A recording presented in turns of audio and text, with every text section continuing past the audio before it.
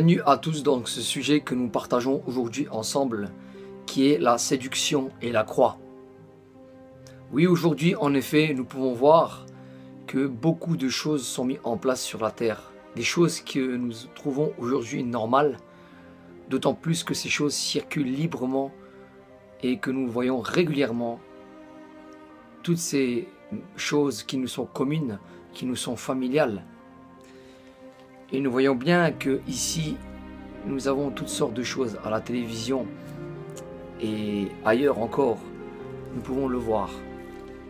Cependant, la Bible, le livre par référence, nous dit dans Apocalypse 12:9, que je vais vous lire maintenant, « Et il fut précipité, le grand dragon, le serpent ancien, appelé le diable et Satan, celui qui séduit toute la terre.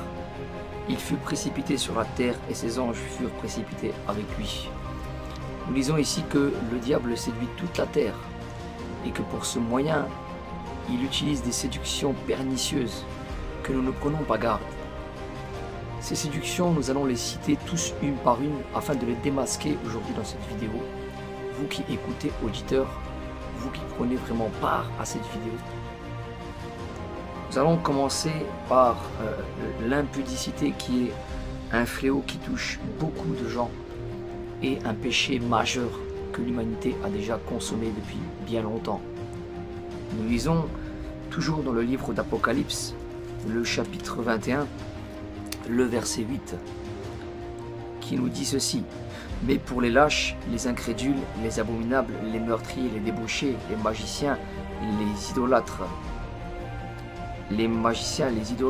et tous les menteurs, leur part sera dans les temps ardents de feu et de soufre, ce qui est la seconde mort. » Nous lisons ici les séductions que le diable emprunte sur cette terre, qu'il met en place sur cette terre, dont l'impudicité qui est vraiment quelque chose que le diable utilise abondamment dans sa séduction.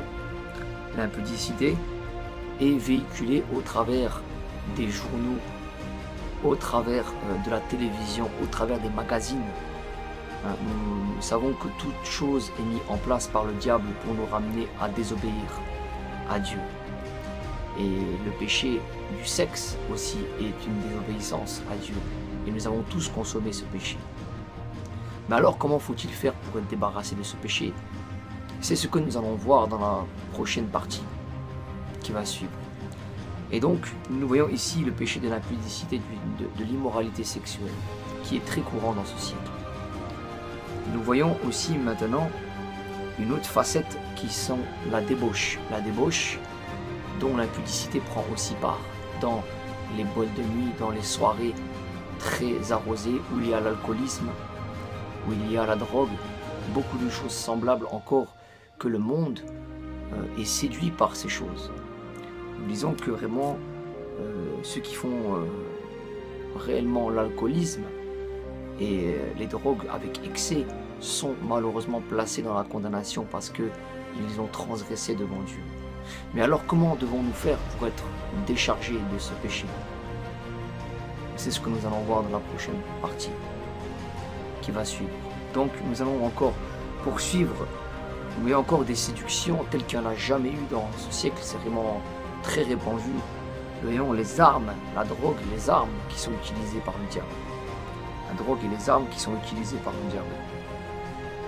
Les débauchés et donc les menteurs qui corrompent l'humanité malheureusement et qui font pour l'influence des gangs et des meurtres et du trafic de drogue et toutes sortes de choses. Nous voyons que ces choses sont courantes dans ce monde et que nous sommes malheureusement, je dirais, pris par toutes ces... Comment faire alors pour être détaché?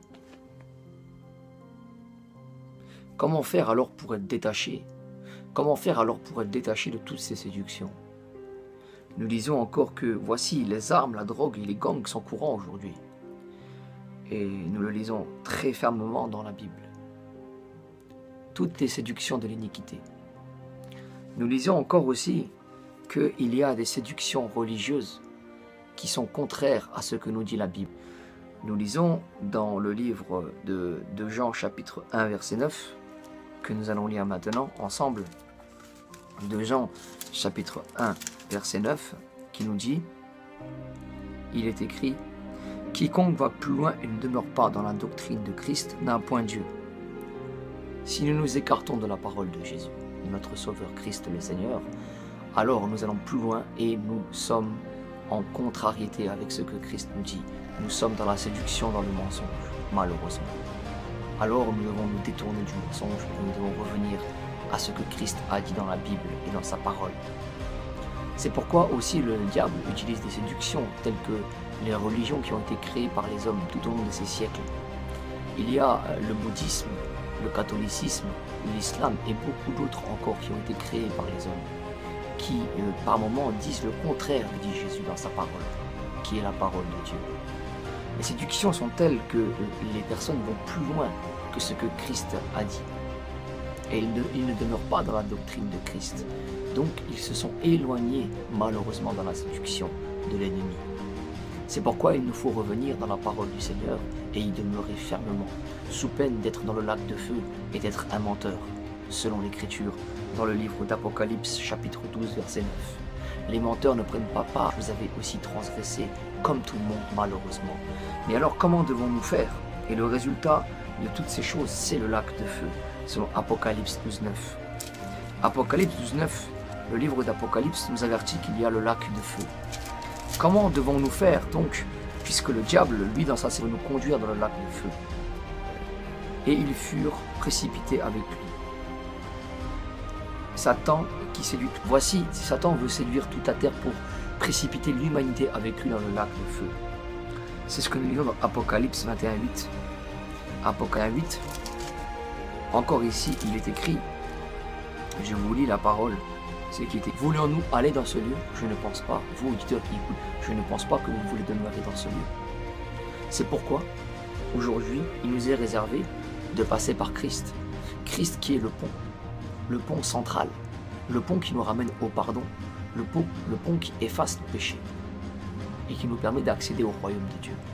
Lisons dans Jean 3,16 que Dieu le Créateur a tant aimé le monde qu'il a envoyé Christ pour nous sauver et pour effacer nos péchés, afin que quiconque croit en lui ne périsse pas au jugement dans le lac de feu par la séduction de Satan, mais bien au contraire qu'il ait la vie éternelle. C'est pourquoi Christ est comme un pont pour nous ramener au paradis, un accès direct à Dieu.